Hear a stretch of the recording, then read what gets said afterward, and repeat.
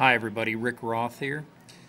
This video is going to be about how to look at your PSSA scores for the kids that you currently have and how to use Edinsight to look at the data and to connect to some of the state anchors that you might be concerned about. It's kind of going to be a short video just to kind of show you the way I use it. There may be better ways. This may not be the best way. This is just the way I find it the most useful in planning things and activities for my classroom and looking at the data.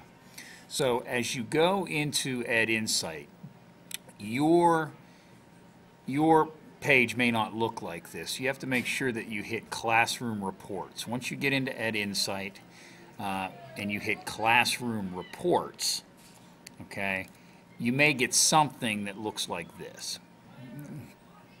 I'm going to go right over here to my PSSA math and reading data. You may not have something that says Foresight Reports here, but I'm going to PSSA math and reading. So again, remember, I'm starting at Classroom Reports. I'm not at my dashboard.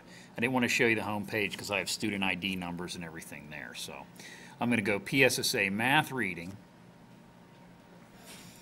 Okay, so then I get this information, the math and reading reports. One of the ones I find the most useful is looking at PSSA assessment anchors. So I'm going to click that right here. Okay, now I'm going to go down through and let's say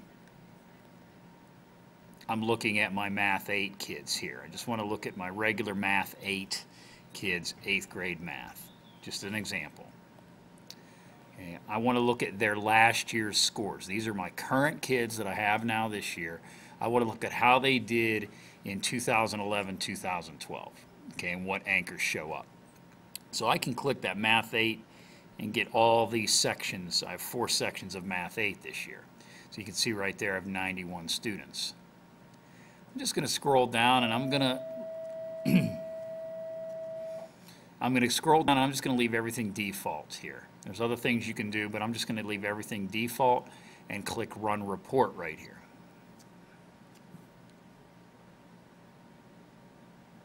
And you got to wait a second. It does take a little bit of time to run the report. So here I am, and I got these sections of my math, and I'm looking at all students here. And over here are the anchors. You can see the anchors over here, and they get very specific. Okay, so I can scroll down and see a lot of different anchors and a lot of different data. And you can see over here, I can see how many students were below basic, proficient, advanced, okay, right in this area. Well, here you can see this is a horrible looking anchor here. 100% of my students that were evaluated on this anchor were below basic, okay. So what is demonstrate an understanding of numbers, ways of representing numbers, relationships among numbers and number systems? Okay, that's just like a general statement. What does it mean? What you can do is you can click on this anchor link, Math.6a, point A, point 1, and Edinsight will open up this piece of information, okay? And what I would be interested in, okay, what type of questions, what eligible content can I get for that grade 6 assessment anchor right here? Just click View.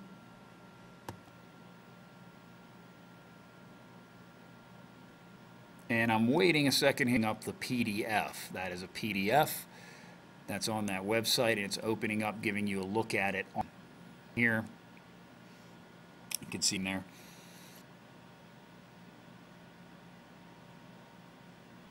Okay, so now there is my assessment anchors, eligible content. Here is the information with the anchor, the assessment items. It will show you an example of an assessment item here, PA Department of Education.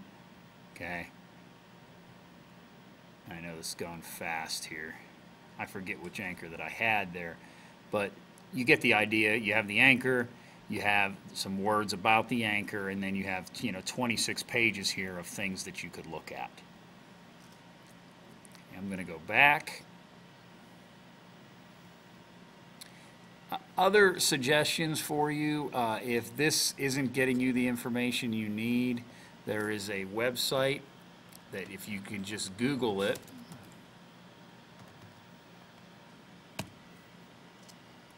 and all you have to do to get to it, it's the SAS website, it's PDE,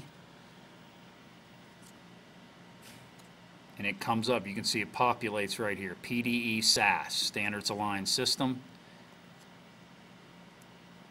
And you can go right into this area, and I'm not going to navigate the site for you here, but if you go right there, it has a ton of materials, resources. You could see that they have actually the PA Common Cores are now available on SAS when we're moving to Common Core standards. And curriculum framework is great to look at, especially we use it when we're building courses. You could select a subject and select a course, and you could see the curriculum framework for it and how it's built through SAS. Okay. All you have to do is, if I want to go to mathematics,